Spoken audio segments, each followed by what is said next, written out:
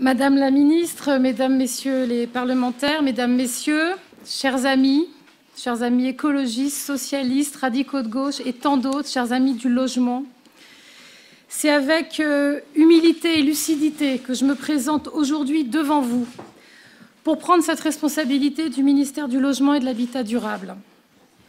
Je tiens tout d'abord à saluer et à féliciter Sylvia Pinel pour son action. Sylvia l'a expliqué longuement à l'instant, mais elle a montré que ce ministère du Logement est un ministère du quotidien, un ministère de la qualité de vie qui peut jouer un rôle considérable dans la vie des Françaises et des Français. C'est un ministère duquel sont parties de grandes lois pour l'égalité, évidemment la loi SRU, aux plus récentes, celle sur le foncier public, la loi Allure, des mesures portées par la gauche et les écologistes. Et c'est dans cette continuité que je veux m'engager à mon tour. Je m'engage à le faire avec toute la détermination possible, car nous sommes dans un contexte politique très compliqué. Beaucoup de Françaises et de Français perdent la foi dans la politique et j'ai la conviction que ce n'est qu'avec des actes qu'ils retrouveront le chemin de la confiance. Je vois aujourd'hui la difficulté à faire face à la montée de l'extrême droite. Je vois aujourd'hui aussi les premières actions de majorités conservatrices dans des villes ou des régions, et notamment les blocages vis-à-vis de la construction de logements, qu'ils soient sociaux ou privés. Nous ne pouvons pas accepter que perdurent les ghettos, qu'ils soient de riches ou de pauvres. Nous connaissons toutes et tous ici les constats de la crise du logement dans notre pays, la montée des inégalités liées au coût du logement, l'impact du mal-logement sur sa vie personnelle, professionnelle, familiale. Pas besoin de vous rappeler ce qui a été présenté il y a à peine 10 jours par la Fondation Abbé Pierre dans son rapport annuel sur l'état du mal-logement. Sylvia Pinel et ses équipes ont travaillé ces derniers mois à une nouvelle loi, la loi Égalité et Citoyenneté, que j'aurai à cœur de reprendre et de défendre, car je crois essentiel que l'action du gouvernement se poursuive contre la ségrégation territoriale et pour le bien-vivre de l'ensemble des Françaises et des Français. Parce que le logement, ce n'est pas un bien comme un autre. C'est un bien commun qu'une action vigoureuse des pouvoirs publics doit mettre au service de toutes et de tous. C'est pour cela que je m'engagerai ainsi pleinement dans la défense, évidemment, du logement social, capable d'accueillir une multitude de publics sans les opposer, y compris les réfugiés qui arrivent en France aujourd'hui et à qui l'on doit un accueil dans la dignité, en leur proposant des solutions d'hébergement et de logement de qualité. Je soutiendrai aussi sans faille tous les acteurs de la construction et de la promotion privée, mobilisés pour répondre à une demande criante de logement, des logements abordables et de qualité.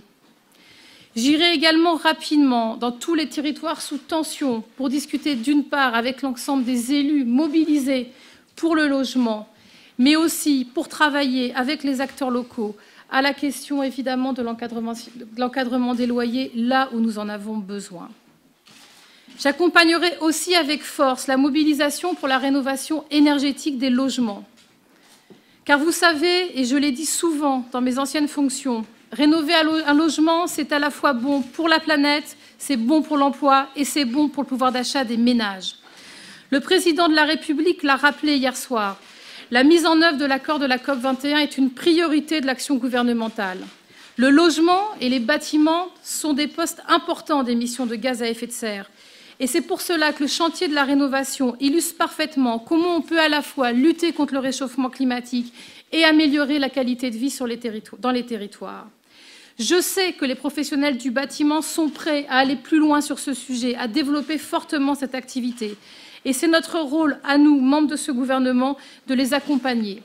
Et c'est pour cette raison, bien évidemment, que je travaillerai en étroite collaboration avec Ségolène Royal, qui est extrêmement engagée sur cette question.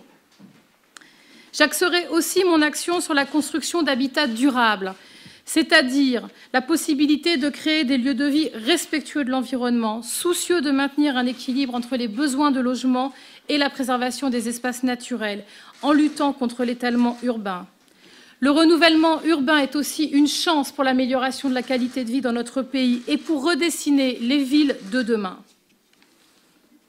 Bien vivre, c'est ainsi bénéficier de murs et d'un toit, mais c'est aussi de profiter de quartiers agréables avec des commerces, des espaces verts et des respirations.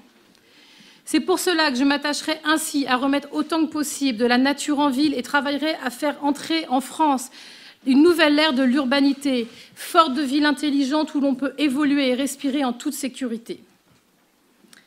Je le dis enfin, je prends mes fonctions aujourd'hui, entourée par des services, des agents de l'État, des agences, des opérateurs, des préfets, des élus, tous mobilisés pour le logement.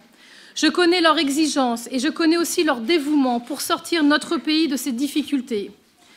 Je connais aussi les exigences des acteurs associatifs, leurs demandes fortes, mais aussi leur soutien pour mener cette bataille du logement.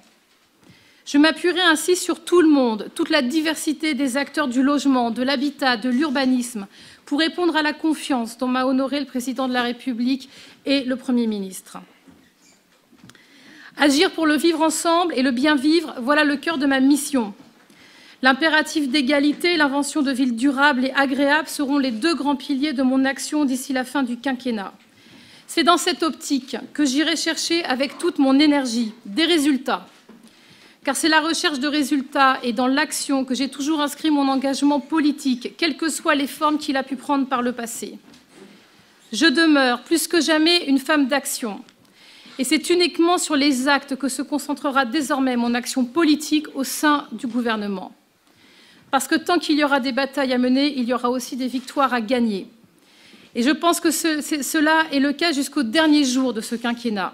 Vous pouvez donc compter sur moi pour engager toute mon énergie au service de la France et des Français, au service des territoires, au service de l'ensemble des acteurs du logement et de l'habitat, pour mettre en œuvre des politiques progressistes et écologistes. Je vous remercie.